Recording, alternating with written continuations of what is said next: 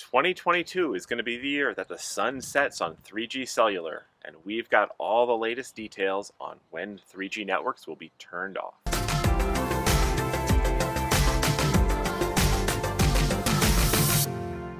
Hi, I'm Chris with the Mobile Internet Resource Center, here to give you an update on some vintage technology, 3G cellular. Now, it's been a long time. It's been a decade since we transitioned to 4G, and now we're well into the transition into the 5G era. And it is time for the cell carriers to start turning off their 3G networks. Why? It's not just to force people to buy new hardware, but 3G takes up cellular airways. It takes up spectrum that could be more efficiently used for 4G or particularly for 5G, because 5G technology over the same amount of airwaves is more efficient, allows for more people to use more data faster. So it's in kind of everyone's best interest to move on from the horse and buggies to more modern technology, particularly with such a long transition period. And well, these 3G shutdowns have been in the works for a long time. We've been writing about them since the beginning of the Mobile Internet Resource Center. And what's new is, well, we've got an update on when the final pull the plug shutdown dates are for each of the carriers. So first off, let's start with AT&T. AT&T has kind of been updating their information that the final date for 3G on their network is going to be February 2022, so not too long from now. They've been getting people ready for this for a long time. They haven't activated 3G devices in quite a while. But one thing they've just recently done is they've actually pushed out an update to iPhones, to the carrier settings on iPhones, so you can no longer force your iPhone to go back into, well, what they called 4G mode, because AT&T, for silly old marketing reasons, called their fastest 3G network 4G, and then their 4G network LTE.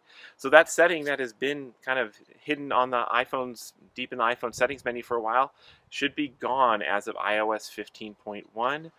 You can no longer force it into 4G mode because, well, the network's not going to be there for much longer. Next up, we got T-Mobile and, well, the related Sprint.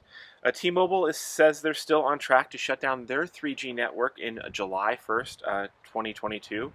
And Sprint's network, which they've been very eager to get rid of, is going down on March 31st, 2022. So they're trying to push those out and shut them down.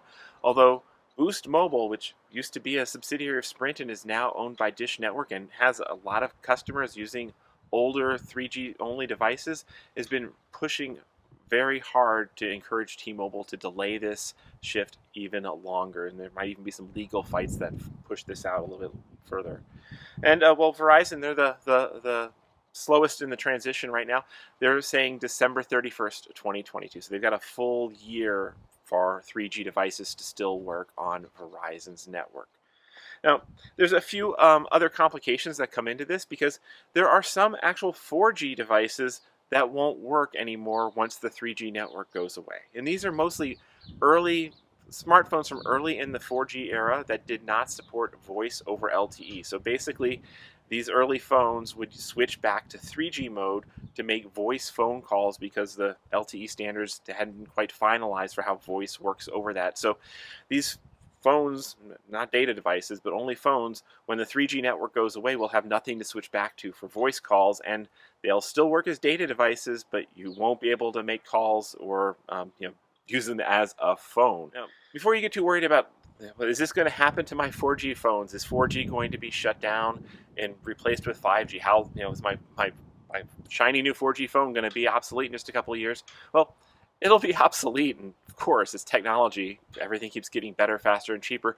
But 4G is actually kind of meshes really well with 5G and will probably still keep working for a very, very long time, because there's actually technology that's called dynamic spectrum sharing that lets the 4G and 5G networks share some of the same airwaves, so it will not be hard for carriers to keep their 4G networks on for a very long time, even as 5G becomes exceedingly dominant. So don't feel super pressured to migrate to 5G right away, particularly because this is going to be, it'll probably be even 10 years from now before we start to hear about the 4G network shutting down. But just so you know, 4G devices are probably safe for a very long time to come. And so that's basically it. This is the inevitable march of technology progress. things move forward. If you still are clinging to a vintage flip phone, put it on a display case as, retro tech, but it's not going to be a working device much longer. Make your final phone call, say goodbye. It's time to for the sun to set on 3G networks and move forward to the 5G era. These videos are brought to you by our premium members, our mobile internet aficionados. They make it possible for us to track this news and create these videos. If you like this video, please give it a thumbs up, leave a comment, subscribe to our channel, or better yet, consider becoming a member yourself.